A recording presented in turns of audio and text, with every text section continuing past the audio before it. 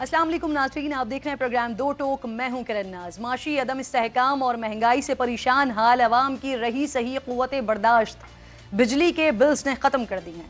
अवामी गम गुस्सा खौफनाक शक्ल इख्तियार करता जा रहा है। पेशावर में अवामी रद्द अमल के पेश नज़र इलेक्ट्रिक सप्लाई कंपनी को ने पुलिस से अमले के लिए सिक्योरिटी मांग ली है। दीगर शहरों से भी अमले पर तशद्दुद और इलेक्ट्रिक कंपनीज के दफातर पर हमलों की इत्तलात वक्तन फ़वक्तन सामने आती जा रही हैं। एहतजाज का जो दायरा कार है, जो सिलसिला है, वो बढ़ रहा है, फैलता जा रहा है। ताजर बिरादरी ने 29 अगस्त को मुल्क गिर एहतजाज और 31 अगस्त को शट डाउन हड़ताल का ऐलान किया है। सियासी जमातें भी ताजिरों और अवाम के साथ खड़ी हुई दिखाई दे रही हैं। जमात इस्लामी ने 2 सितंबर को मुल्क गिर हड़ताल की कॉल दी है। MKM ने भी एहतजाज पर अवाम का साथ देने का ऐलान किया है। खालिद मकबूल सिद्दीकी कह रहे हैं कि एहतजाज फसादात में तब्दील हो सकता है, लेकिन शायद हुकूमत को अब भी हालात की संगीनी का अंदाज़ा नहीं हो रहा है।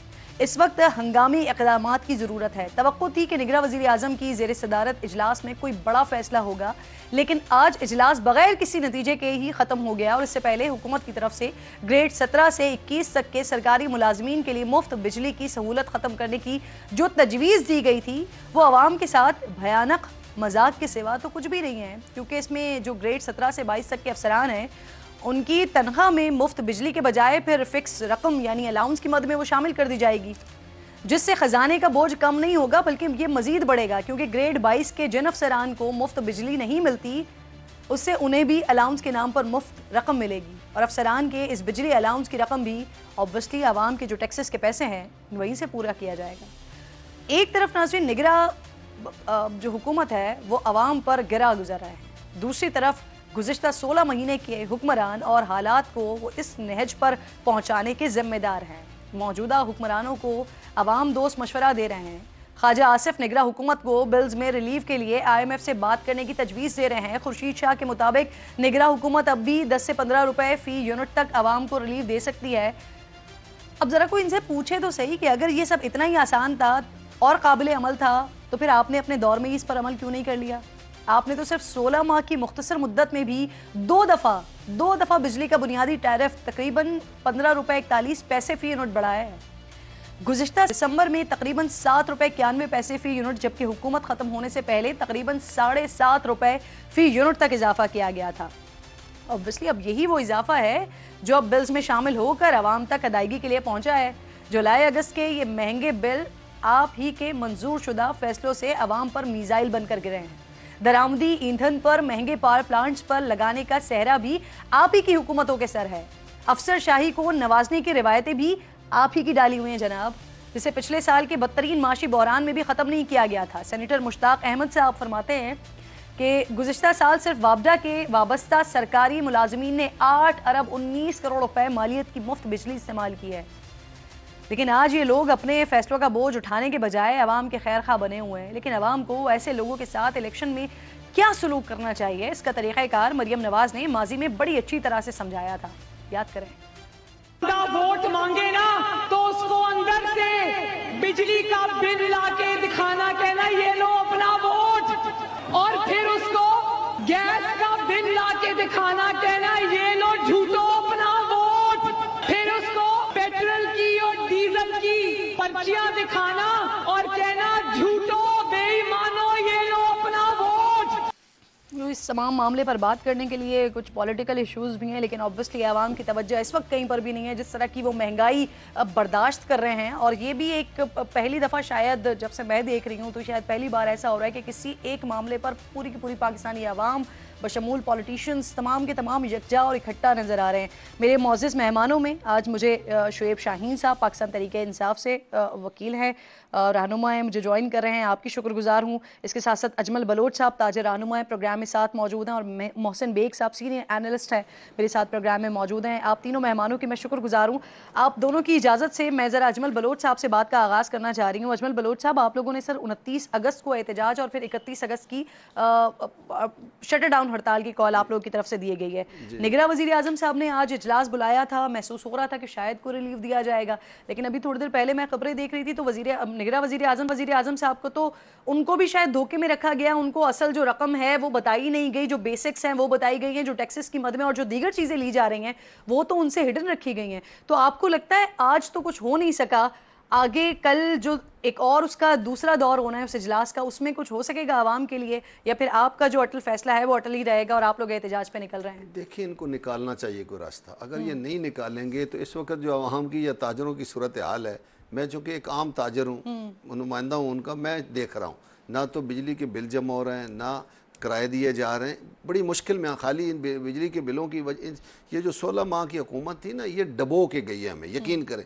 इस वक्त ख़रीदारी सिर्फ दवाइयों की और खाने पीने की अशिया की हो रही है और किसी चीज़ की नहीं। जब किसी चीज़ की नहीं हो रही है तो फिर मुआशी हालात क्या रहेंगे हमारे? जितना ताजर है, 1 करोड़ से ज़्यादा ताजर है, वो मुश्किल में चला जाएगा। दूसरी बात यह है कि इन्होंने अभी जाते जाते 50-50 करोड़ रुपए दे दिए सियासतदानों को जो जा रहे थे इलेक्शन। भाई जाते वक्त क्यों देने थे डेवलपमेंट के नाम पे? ये 50-50 करोड़ अगर आवाम को रिलीफ दे देते बिजली में या पेट्रोल में तो ये ज्यादा अच्छा था, बजाय ओ भाई वोट तो आपको देना नहीं है किसी ने, आप 50 करोड़ क्या 200 करोड़ रुपया भी वहां पे खर्च कर लें, आपको इस वक्त वोट नहीं मिलने। आपने जो एहतजाज की कॉल दे दी है उसके बाद हुकूमत की तरफ से कोई राब्ता वगैरह हुआ है आपके साथ? हुकूमत, इनको पता ही कोई नहीं है कि हमने राब्ता किससे करना है। जाहिर है नए लोग हैं, इनको तो कुछ पता नहीं है, लेकिन जो जाने वाले थे वो एक जुल्म जाते वक्त ये भी कर गए हैं कि इनको इख्तियारात दे गए, वरना निगरान हुकूमत सिर्फ इलेक्शन कराने के लिए होती थी, ये रेट शेट बढ़ाने के लिए या जुल्म करने के लिए नहीं होती थी। असेंबली में एक बिल पास करके इनको इख्तियारात दे गए कि आप जुल्म जो हम कर रहे थे वो जारी रखें, तो इन्होंने वो जारी रखा है। 20-20 रुपए वो बढ़ा गए थे, 20-20 रुपए इन्होंने बढ़ा दिए। फिर जो बिजली के बात ये है कि बिजली के बिलों पे जो टैक्स है, आप गिनती करें तो बंदा थक जाता है। वो सेल टैक्स है, वो इनकम टैक्स है, वो फर्दर टैक्स है, वो फ्यूल एडजस्टमेंट टैक्स है, एक्स्ट्रा टैक्स। खुदा के लिए ये सारी पैदावार इन टैक्सों की इसाक डार करके गए थे। ये 2014 से 18 तक जो हुकूमत थी ना इनकी, ये उससे पहले ये टैक्सेस नहीं थे। ये जितने टैक्स हैं उसकी एक फहरिस्त है, 9 के 10 वोट ही वो उस वाले दौर में लेने की कोशिश कर रहे हैं। वो कह रहे हैं कि वो ऐसा सुनहरी दौर था कि उसी की बुनियाद पर इनको आगे हुकूमत मिलेगी, आगे इलेक्शंस में वोट मिलेंगे लोगों से। लोगों को पता नहीं था। जब ये पता चला है कि ये टैक्स लगाए किसने हैं, तो फिर अंदाजा हो गया है लोगों को। इसाक डार साहब क्यों बैग उठाए चुप करके वापस चले गए? जिस तरह सफीद शेख साहब गए थे, ये भी चले गए। अच्छा, आए ना, इनको चाहिए आए, लोगों का सामना करें। सर ये मुख्तसरन जरा कहिएगा कि आप लोग एहतजाज की कॉल भी दे रहे हैं, शटर डाउन की बात भी कर रहे हैं, फिर आप हुकूमत से इल्तिजा भी कर रहे हैं कि वो कोई ना कोई रिलीफ दे, लेकिन जो ये तकसीमकार कंपनीज हैं बिजली की, इनको तो ऐसा लगता है कि कोई असर नहीं हो रहा है, क्योंकि के इलेक्ट्रिक ने कराची में तो बता दिया है कि आपने बिजली तो देनी पड़ेगी वरना बिजली के मीटर्स काट दिए जाएंगे। तो जो तकसीमकार कंपनीज हैं उनको तो आपके किसी भी एहतजाज से, अवाम के किसी भी रद्द अमल से कोई फर्क नहीं पड़ रहा है सर। देखिए बड़ा फर्क पड़ेगा। एक तो जो बिजली बनाने वाली कंपनी है ना, उनके साथ मुआहदे गलत हैं, वो रीशेड्यूल होने चाहिए। उनमें क्या हुआ है कि अगर वो बंद भी हों तब भी उनको इन्होंने पैसे अदा करने हैं, हाँ। और फिर डॉलरों में पैसे देने हैं। भाई उनके साथ पाकिस्तानी रुपए में उनको अदायगी करें। दूसरा, ये जो इलेक्ट्रिक सप्लाई कंपनी है पूरे मुल्क में, इन्होंने भी बेड़ा गर्क कर दिया है। ये जो आपको मैं बताऊं, जो मीटर लगे थे, ये नेपरा की वेबसाइट पे आप जाएं, आजकल हटा दिया इन्होंने। ये 30% ज्यादा चलते हैं, जब काले मीटरों से इन्होंने ये मीटर लगाए थे। ये पीपल्स पार्टी की गवर्नमेंट में हुआ था 2008 के बाद। शुएब साहब, क्योंकि आप कानूनी माहिर हैं ना, तो आप इसके कानूनी पहलुओं का जायजा लेंगे। मैं आपसे निगरान हुकूमत के इख्तियारात के हवाले से पूछूंगी, लेकिन उससे पहले मैं चाह रही हूँ कि जरा मोहसिन साहब का भी कमेंट शामिल करें। सर, निगरान वजीर आजम की जेर सदारत आज इजलास हुआ, ऐसी उम्मीद तारी को भी थी, और ऑब्वियसली इस वक्त जो बिजली के मीटर्स आ रहे हैं उससे one to all, top to bottom सारे के सारे इफेक्ट हैं। तो आज तो कोई रिलीफ मिला नहीं, और ये जो इख्तियारात वगैरह की बात अभी सर भी कर रहे हैं, अजमल साहब भी कर रहे हैं, जो इख्तियारात देके गए, तो इनके पास ऐसे इख्तियारात हैं कि ये कोई आवाम को रिलीफ दे सके, या सिर्फ डे टू डे बेसिस के जो अफेयर्स हैं वही देखने हैं निगरान सेटअप को? जी, मैंने जवाब देना है। जी बेग साहब आपसे पूछ रही हूँ। अच्छा जी, ऐसा है कि मैं आपको बताऊं, इजलास तो हुआ, उसमें उन्होंने सारों से मेरे ख्याल ब्रीफ भी लिया है। मसला ये नहीं है कि पीएम साहब क्या रिलीफ देंगे, मसला बहुत ही गंभीर है और ये बहुत अरसे से चला आ रहा है। ये किसी इन निगरान हुकूमत तो बेचारे कल आए हैं, इनको तो शायद पता भी नहीं कि ये मैकेनिज़्म जो ब्यूरोक्रेसी ने और नेपरा ने बनाया हुआ है ये किस तरीके से फ्यूल एडजस्टमेंट कॉस्ट और ये सारी जो डेट बनी है।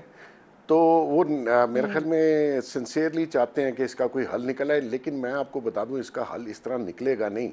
अगर पीएम साहब चाहें भी कोई रिलीफ देना तो वो इतनी ज़्यादा कंडीशंस ख़राब हैं, और ये नहीं है कि सिर्फ इलेक्ट्रिसिटी की, गैस का भी यही हाल है, बाकी चीज़ों का भी यही हाल है। तो ये तो ओवरऑल इसमें तो किसी पॉलिटिशियन को क्या कहें या किसी पार्टी को क्या कहें, इसमें हम सब शामिल हैं। और अब तो बात जरा बेग साहब इस चीज ऊपर का निकल गई अंदाजा है, तो जो पिछली हुकूमत थी, जी बेग साहब जो पिछली हुकूमत थी उनको इस बात का अंदाजा था कि आगे वर्स्ट सिचुएशन होने जा रही है। आज बैठ के मशवरे दे रहे हैं कि जी आप IMF से बात करें और आवाम के रिलीफ के लिए कुछ करें। तो अगर ये सारी बातें मालूम थी तो जिस वक्त ये मीटिंग्स हो रही थी, IMF के साथ मामलात फाइनलाइज हो रहे थे, ये सारी की सारी सिचुएशन और कंडीशन उस वक्त नहीं सामने रखनी चाहिए थी जो आज मशवरे दे रहे हैं, अगर ये इतना ही आसान है तो? देखिए उस वक्त IMF की कंडीशन इतनी सख्त थी और उसमें अगर आप अपना वो प्रोग्राम कंटिन्यू ना करवा सकते तो आप डिफ़ॉल्ट हो जाते, और वो मजबूरी थी। नेचुरली पाकिस्तान डिफ़ॉल्ट हो और हमारी कंडीशन ऐसी हैं कि हमें हमारी इकॉनमी जो डोमेस्टिक इकॉनमी है वो इतनी नीचे आ चुकी हुई है कि आपका दोबारा सिस्टम में वापस आना एज ए कंट्री ज़रा मुश्किल हो जाता।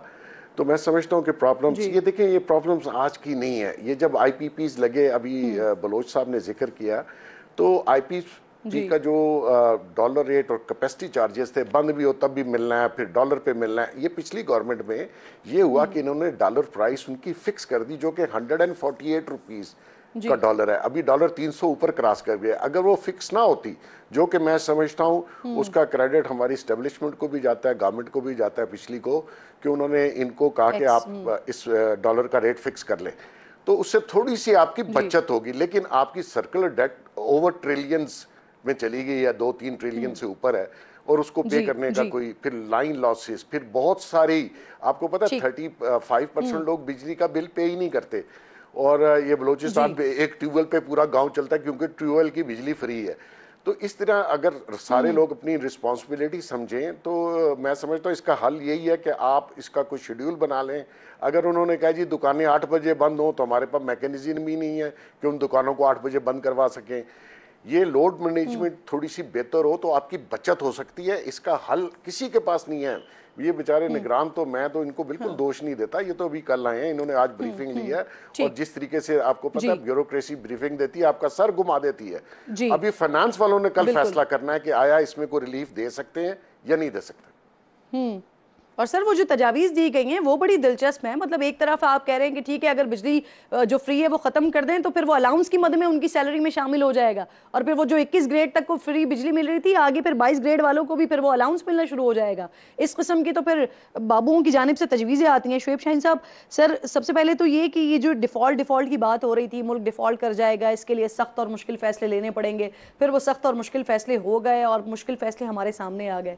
मुल्क तो अल्हम्दुलिल्लाह अल्लाह का फजल के हमने बचा लिया, डिफ़ॉल्ट से बच गया, लेकिन गरीब तो डिफ़ॉल्ट हो चुका है, गरीब का तो बुरा हाल हो चुका है इस वक्त। सर पहली बात है कि मुल्क आपका डिफ़ॉल्ट से बचा नहीं है, आपने डिफ़ॉल्ट को डिले करने में कामयाब हुए हैं। जिस वक्त ये फाशिस्ट हुकूमत आई थी, PDM की जमातें बड़ा इनकलाब लेके कि हम जनाब महंगाई मुकाओ मार्च लेकर आ रहे हैं, ये मौलाना फजल रहमान, मरियम नवाज़, ये जिनकी तकरीरें आप सुन रहे हैं, बिलावल भुट्टो, महंगाई मुकाओ मार्च। इस वक्त इतनी महंगाई हो गई है, इनके मुंह पे दे मारे ये बिजली के बिल, ये सारी चीज़ें, ये सारा कुछ जो कुछ आपने सुनाया। ये महंगाई मुकाओ मार्च आने के बाद जिन्होंने 16 महीनों में जो बेड़ा गर्क किया मुल्क का, उस वक्त तमाम इंडिकेटर्स इंटरनेशनल और नेशनल ये कहते थे 0.5%, कुछ लोग कहते थे 5%। 0.5% से लेकर 5% तक मैक्सिमम चांस ऑफ डिफॉल्ट था। आज आपका डिफेंस मिनिस्टर कहता है हम डिफॉल्ट कर चुके हैं। सर वैसे वो IMF का प्रोग्राम हमारा चल रहा था, लेकिन ये PTI की गवर्नमेंट थी कि जब ये लोग आ रहे थे, वो जा रहे थे, तो उस वक्त वो डीरेल कर गए थे सारे नहीं डीरेल करके गए, आप उनके पास पूरा प्लान मौजूद था। अच्छा अगर ऐसी बात होती तो मिफ्ता इस्माइल कैसे फिर पैसे ले आया? ये तो आपके अफलातून साहब आए थे, साग डार साहब, जो उतरते साथ ही तकब्बराना अंदाज में कहते हैं मैं देख लूंगा उनको, आई डोंट केयर। हाँ आई डोंट केयर, मुझे पता है उनको डील कैसे करना है। तो मुझे बता दें, वो कहते थे मेरे तो डर से अभी तो 200 पे आया है, मैं 150 पे, पता नहीं 100 रुपए पे लाऊंगा डॉलर को। और वो जो कुछ वो जिस अंदाज में, अगर PTI को जो लोग दोष देते हैं, मुझे बताएं मिफ्ता इस्माइल 3 महीने में कैसे पैसे ले आया था? इसका मतलब है कंटिन्यू हो गया, आगे प्रॉब्लम शुरू हुए ना। अब मैं आता हूँ, $18 बिलियन ये रिपोर्ट है, $18 बिलियन मुफ्त के मरात लेते हैं आपका मरात याफ्ता तबका, एलीट क्लास, जिसमें आपकी सिविल ब्यूरोक्रेसी, मिलिट्री ब्यूरोक्रेसी, आपके जजेस, आपके जर्नैल और आपके पार्लियामेंटेरियन। ये आप ओवरऑल बात कर रहे हैं ना, जो खान साहब की हुकूमत में भी ये होता रहा। मैं ओवरऑल बात कर रहा हूँ, ऐसा तो नहीं ना कि सिर्फ पिछली हुकूमत में या अभी ले रहे हैं। मैं आज की जो रिपोर्ट है ओवरऑल बात कर रहा हूँ। $18 बिलियन की मुफ्त मराहत हैं। आज आपका मुल्क अगर डिफॉल्ट के करीब पहुंच चुका है, अगर आज आपकी जीडीपी आपकी 0% पे बल्कि माइनस पे चली गई है, आज आप जंग की कैफियत में है ना, तो इसमें ये मराहत तो खत्म करें सबसे पहले। आपके ये प्रोटोकॉल तो खत्म करें, ये चीजें तो खत्म करें ना लोगों से। मुझे बताएं, 25,000 मजदूर वाला मजदूर वो अपनी जेब से सारी बिल्स भी दे सकता है, अपनी जेब से पेट्रोल भी दे सकता है, अपनी जेब से सारे ये अपना जो कुछ करना है। उनके मेडिकल नहीं खत्म होते, उनके पेट्रोल मुफ्त के खत्म नहीं होते, उनकी गाड़ियां मुफ्त की खत्म नहीं होती। तो ये जो निजाम है, ये सिर्फ और सिर्फ टैक्स लगाया जाता है इन लोगों से। और फिर पहली बात तो ये तबके से सर, प्राइवेट, देखें मसला क्या है, ये जिन लोगों ने ये रेंटल एग्रीमेंट्स किए, पहले तो सबसे पहले उनका एहतसाब होना चाहिए। उसके बाद आज तमाम मराहत खत्म करें। आप मार्केट में आए, पब्लिक में आए कि जिस तरह पैदल चल के एक आम आदमी जा रहा है, हम भी उसी तरह जाएंगे। देखिए सारी कौम आपके साथ खड़ी होगी। लेकिन अगर आप इस तरीके से अशराफिया को सिर्फ पालने के लिए आपने गरीब आवाम का भुरकस निकाल दिया है, तो लोग उठेंगे। सर ये बातें इतनी अच्छी, आज आप बातें कर रहे हैं ना, ये बातें इतनी अच्छी लगती थी कि वो एक वजीर आजम साहब थे जिन्होंने साइकिल पे भी आना था सर, वो भी नहीं हुआ ना इस मुल्क में। उस वजीर आजम ने आपके मुल्क को 6.1% जीडीपी ग्रोथ दी, आपके रिजर्व $24 बिलियन दिए। बहुत सारे मायने मईशत कहते हैं कि वो फेक थे, वो डिजिट्स फेक थे। भाई ये अदाद शुमार आपके इस शुमारियात के इस गवर्नमेंट के दिए हुए हैं। मौजूदा गवर्नमेंट जो अभी गई है, फाशिस्ट हुकूमत जिसको मैं कहता हूँ, जिन्होंने बेआईन इस मुल्क को कर दिया, जिसमें महंगाई की चक्की में पीस दिया, ये उनके अदाद शुमार हैं, ये मेरे और किसी और के नहीं है। अभी कोई फौरी रिलीफ है या जो 25,000 30,000 कमाने वाला है, जिसका 40,000 का बिल आ गया, उसे बिल भरना ही है, या किससे करा लें और बस बिल भरे। देखें आज भी अगर इनकी नीयत ठीक हो, क्विक रिलीफ के लिए, देखें सिंपल नीयत ठीक हो तो सब हल हैं। ये अगर नीयत ठीक नहीं है, देखिए आप एक्सपर्ट्स बिठाएं ना, आप ये जो फालतू आपने पैसे लगा रहे हैं, ये जो आपने खुद भी बताया, जाते जाते 50 करोड़ रुपए एक एमएनए को दे दिया, ये सियासी रिश्वत नहीं थी तो क्या था? आप इस अंदाज से जिस तरह पैसे को लुटाया है इन्होंने, अभी ये शायद खाकान अब्बासी वाली बात सुन लें, 25-25 करोड़ लेके तो आपने यूनिवर्सिटीज के आपने वो दिए, और आटा स्कीम के चक्कर में जो कितने लोग फौत हो गए बेचारे, उनको आपने लाइनों में लगा के पूरी कौम भिखारी बनाया। उसके अंदर 25 से 50 अरब के करीब क्विकली आगे बढ़ना है। सर एक मुख्तसर सी जवाब दीजिएगा जरा, मैं फिर मोहसिन साहब की तरफ बढ़ती हूँ। मुझे बताएं कि हुकूमत ने कई बार कोशिश की है, एक तरफ तो ठीक है कि गलत फैसलों गलत पॉलिसीज की वजह से आज हम भुगत रहे हैं, लेकिन उसके साथ साथ ताजर बिरादरी के लिए भी हुकूमत ने कई बार कोशिश की कि डे टाइम में काम किया जा सके, लेकिन हमारे पास सारा मामला उलट है। जब हम ये कोशिश करते हैं कि डे लाइट में काम किया जा सके ज्यादा से ज्यादा, तो उस वक्त फिर एहतजाज शुरू हो जाते हैं। हम हुकूमत की तरफ से दी गई ताजरों की पॉलिसीज उस पर भी तो अमल नहीं करते हैं ना सर, ये भी तो एक प्रॉब्लम है। जो पॉलिसी देने वाले हैं ना, वो हमारे साथ बैठे तो सही। बात ये है कि पीक आवर्स में सबसे महंगी बिजली हम खरीदते हैं। ये आईएस को इसका वापडा के जो सेक्रेटरी हैं एक वक्त में, उन्होंने मुझे कहा था कि अगर आप लोग कहता है हुकूमत को समझ नहीं आती दुकानें जल्दी क्यों बंद कराना चाहती है, अगर आप लोग दुकानें बंद कर देंगे, जो पैसा आप देते हैं उसी की तो बिजली बन रही है, अगर आप पैसे नहीं देंगे तो सारा दिन बिजली लोगों को नहीं मिलेगी। ये बात किसी को समझ नहीं आती है। हम पीक आवर्स में जब बोर्ड जलाते हैं, बिजली जलाते हैं, तो उस वक्त सबसे ज्यादा 100 रुपए के करीब यूनिट हम अदा करते हैं। तो हुकूमत को इस बात, ये जब इनको समझ आ जाती है वापस ले लेते हैं, जो ऑर्डर किए होते हैं वापस ले। हमने इनको कहा है आए हमारे साथ बैठे, हम अगर आपको ये मसला है तो हम बिजली आधी जलाते हैं, आधे जहाँ 10 लाइटें जल रही है 5 जलाएंगे, जहाँ 4 अगर हुकूमत आपसे अभी ये कहती है आपके एहतजाज के साथ साथ अगर कोई पॉलिसी देती है, आप मानेंगे उस पॉलिसी को? हमारे साथ बैठे, इस ऐसे नहीं होगा, इन्वॉल्व करके पॉलिसी नहीं, ये अपने एसी बंद करेंगे तो हर घर का पंखा चलेगा। ये नहीं है कि ये अयाशी करें और हमें कहें आप एक पंखा भी ना चलाएं, इस तरह से आती है ये बात हम नहीं मानेंगे। सही मोहसिन बेग साहब, सर हुकूमत खत्म हो गई है, 2 हफ्ते से ज्यादा ये सारा मामला हो गया है। अब जो बड़ा है ना, वो इलेक्शन के हवाले से पड़ा है। ये पाकिस्तान पीपल्स पार्टी भी इस पर खड़ी हो गई है, JUI भी इसके ऊपर खड़ी हो गई है। पाकिस्तान पीपल्स पार्टी वो जमात जो कि उस CCI की मीटिंग के अंदर भी बैठी हुई थी, उनके साथ डिस्कशन हो के सारा का सारा मामला हुआ है। इलेक्शन के डेट के हवाले से फिर वो सदर साहब का ट्वीट भी बीच में आ गया।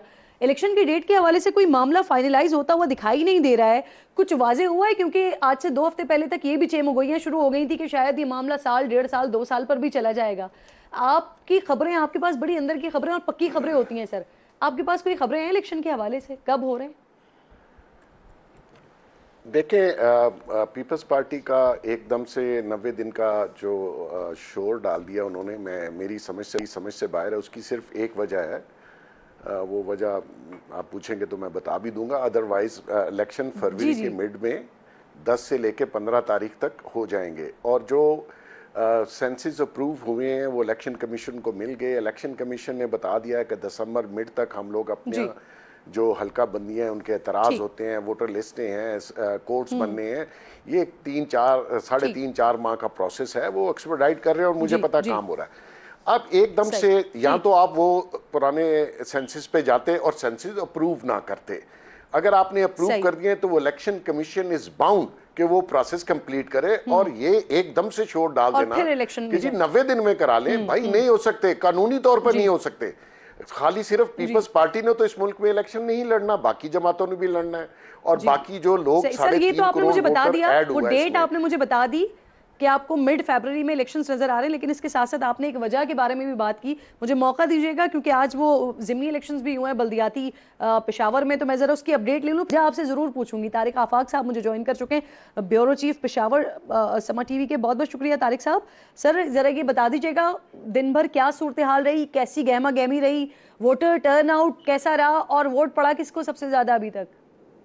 देखिए किरण, यहाँ पे आज ये था कि बल्दियाती इलेक्शन का जो ज़िमनी मरहला था पूरे सूबे में तकरीबन 65 जो थी विलेज कौंसल और नेबरहुड कौंसल, वहाँ पे आज इलेक्शन होना था। जो आप बल्दियाती इलेक्शन हुए थे उसमें नहीं हो पाए थे, तो आज वहाँ पे चूँकि इलेक्शन का था तो लोग तो ये था कि 65 वो थे, नेबरहुड कौंसलें थी और विलेज कौंसलें थी, तो टर्न आउट तो उस तरह नहीं था क्योंकि एक पूरा माहौल नहीं था इलेक्शन का पूरे सूबे में, तो उसका भी इम्पैक्ट पड़ा है। और इसमें अगर हम देखें तो 65 जो कौंसलें थी उसमें अभी तक जो हमारे पास जो नताइज आ चुके हैं वो तकरीबन 49 हैं।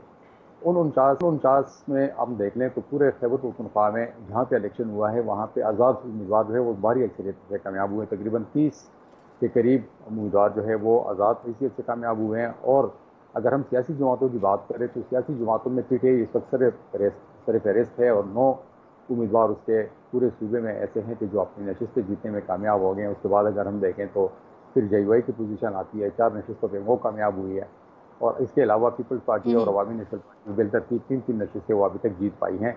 अभी जो ना चूँकि 65 नशिस्तें हैं, 16 के नताइज अभी आने हैं, उनके नताइज अभी बाकी हैं, तो उसके बाद से जो हम तौर पे ये, लेकिन आप जो बता रहे हैं कि आज़ाद उम्मीदवार बड़ी तादाद में, और अगर किसी सियासी जमात को वोट दिया है तो वो आप पीटीआई के बारे में बता रहे हैं कि 9 जो उनके उम्मीदवार हैं उनका पलड़ा भारी रहा है, और उसके बाद मजीद अभी 16 सीट्स हैं जिसके नताइज आना बाकी हैं। बहुत शुक्रिया आपका तारिक आफाक साहब, आप साथ मौजूद थे। साहब आपका बेहद शुक्रिया, प्रोग्राम में आप साथ मौजूद थे। बेग साहब और मेरे साथ शुएब शाहीन साहब साथ ही मौजूद है। डिस्कशन हम कंटिन्यू करेंगे, एक छोटा सा ब्रेक लीजिए, वापस आते हैं।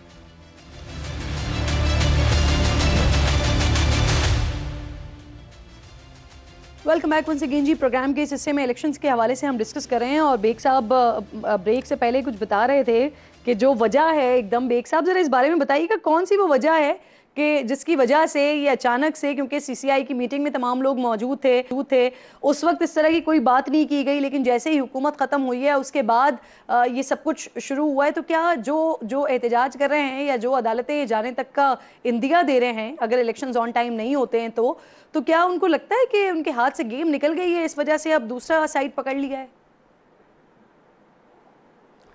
देखिए किरण, ये पहले जब इलेक्शन शुरू में लोग कह रहे थे तो उस वक्त पीपल्स पार्टी भी बाकी पॉलिटिशियनों की तरह इलेक्शन डिले और इलेक्शन एक ही साथ करवाने के लिए कह रही थी, वरना तो पंजाब में इलेक्शन का कोर्ट ने भी ऐलान कर दिया और सुप्रीम कोर्ट ने भी कहा।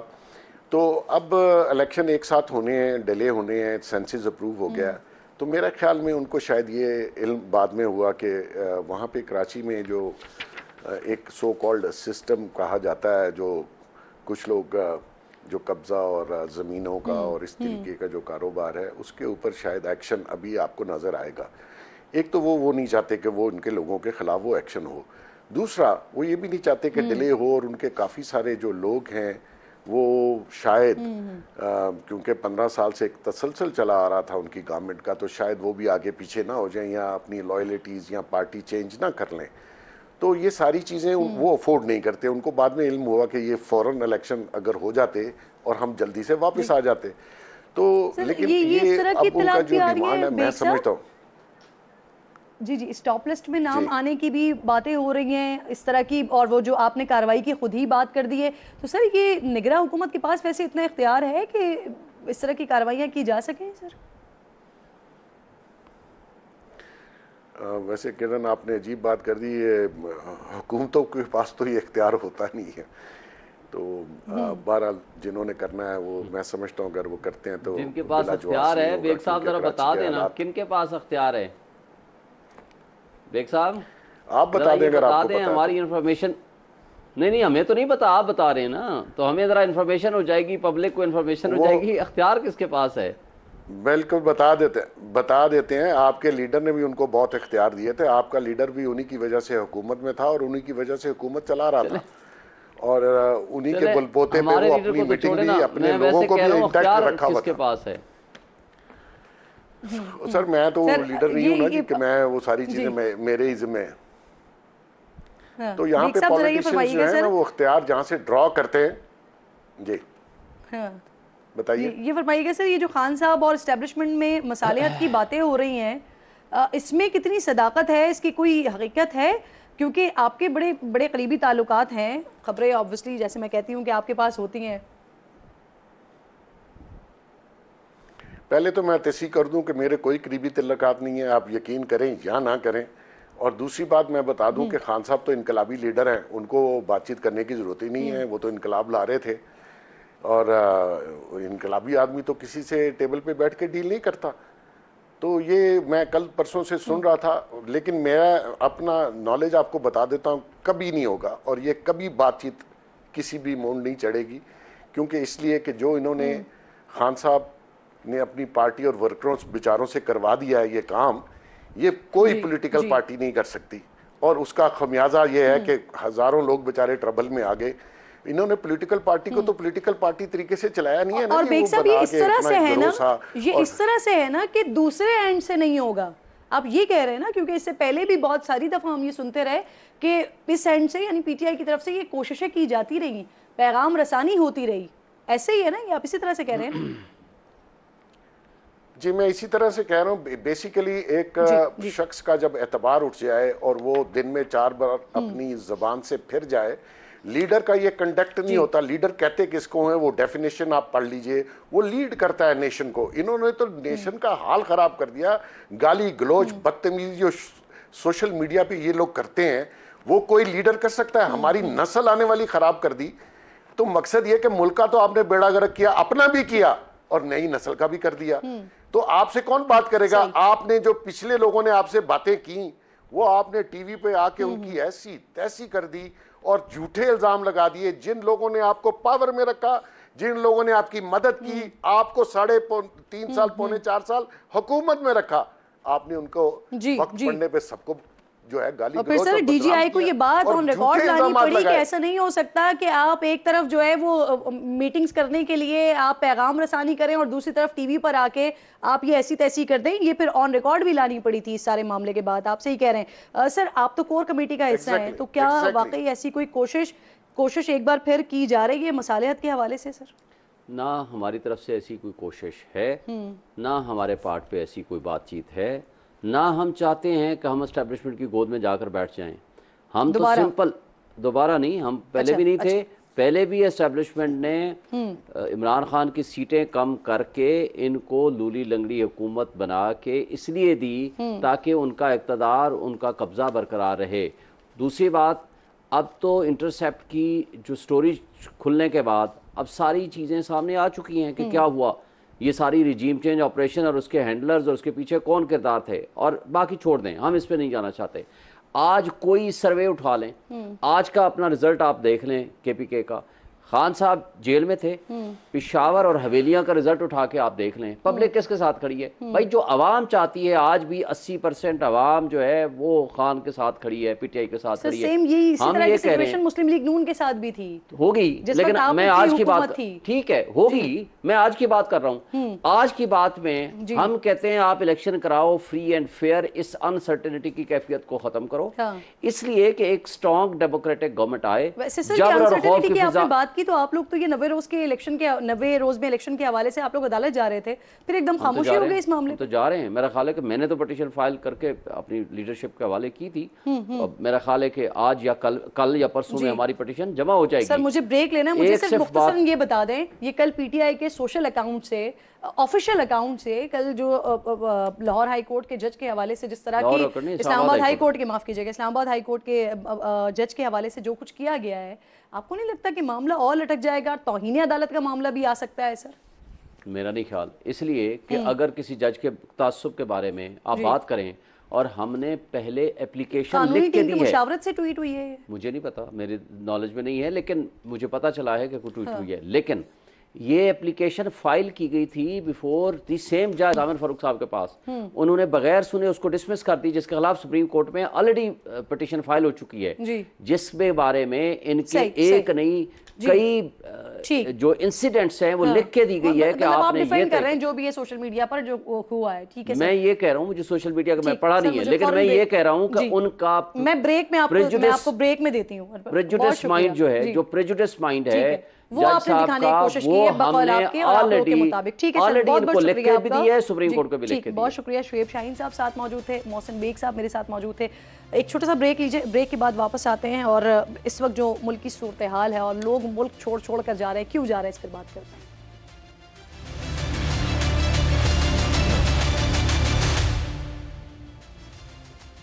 वेलकम बैक वंस अगेन जी। गुज़िश्ता 1.5 साल में मुल्की हालात इस नहज को पहुंच चुके हैं कि आजकल हर दूसरा बंदा जिसके पास थोड़ी बहुत बचत अगर रिकॉर्ड बनाती महंगाई, बढ़ती बेरोजगारी और होश उड़ाते यूटिलिटी बिल्स भरने के बाद भी खुशकिस्मती से बच गई है, तो वो मुल्क छोड़ने की कोशिश करता हुआ दिखाई दे रहा है और जिसको मौका मिल रहा है वो पाकिस्तान से भाग रहा है।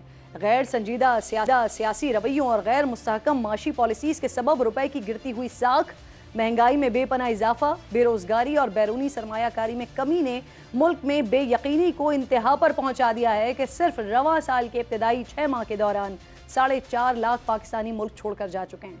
बैरून मुल्क जाने वाले पाकिस्तानियों की तादाद गुज़िश्ता साल यानी 2022 में 8,32,000 से ज़ायद, जबकि 2021 में 2,88,000 और 2020 में 2,25,000 थी। लेकिन इस साल तेज़ी से बैरून मुल्क जाने वाले अफराद के हवाले से अहम और फिक्र करने वाली बात यह है कि रवा साल बाहर जाने वालों की पढ़े लिखे नौजवानों की है। इस हवाले से हमने ट्रैवल एजेंट्स हजरात से बात की है, क्या बताया उन्होंने, सुनिए।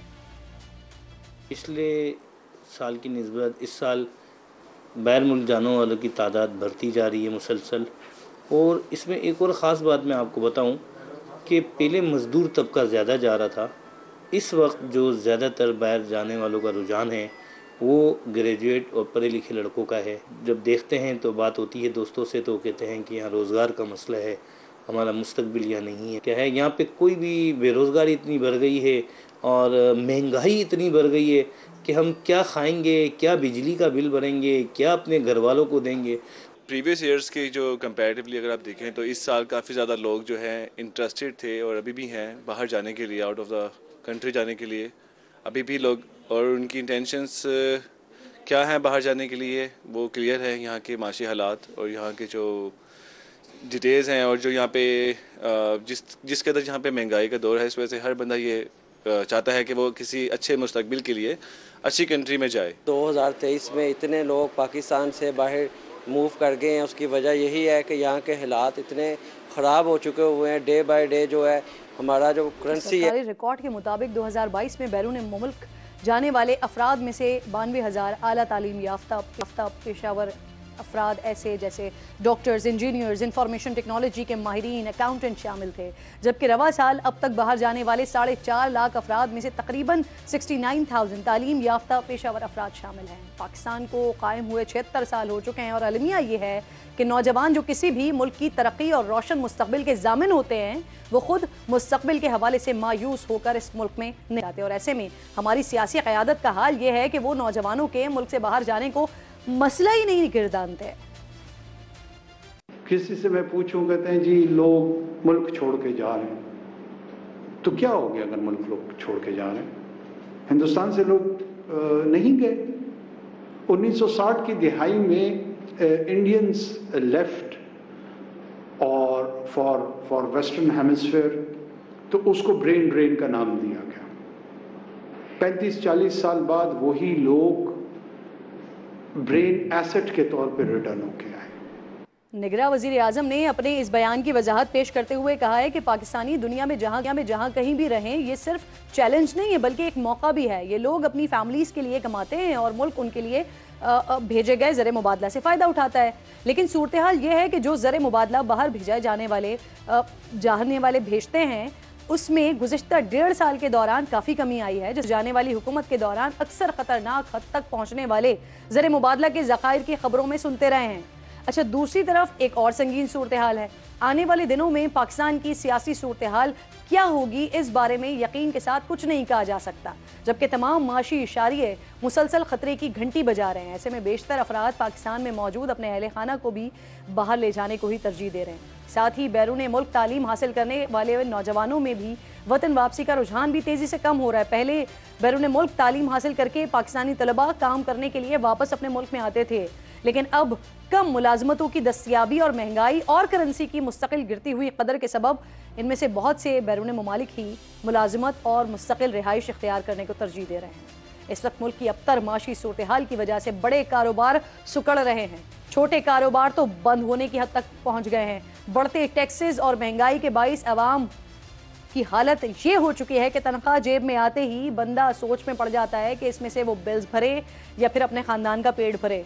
ऐसे में अक्सर तो पेट और बिल्स दोनों अपनी ज़िंदगी की कीमत अदा करके भरकर दूसरे जहान कूच करते जा रहे हैं। ऐसे हालात में जिसके पास ले देकर अगर खुशकिस्मती से कुछ बच भी रहा है तो वो यही सोच रहा है कि पाकिस्तान से जिंदाबाद। लेकिन बतौर मुसलमान ये हमारा ईमान है कि मायूसी कुफ्र है, इसलिए हम उम्मीद करते हैं कि मुल्क के हालात भी बदलेंगे और आज अंधेरा है तो कल उजाला इंशाअल्लाह ज़रूर होगा। प्रोग्राम का वक्त ख़त्म हो गया। इंशाअल्लाह नाज़रीन से जुमे को मुलाकात होगी। अपना और अपने मुल्क का खास ख्याल रखिए। अल्लाह।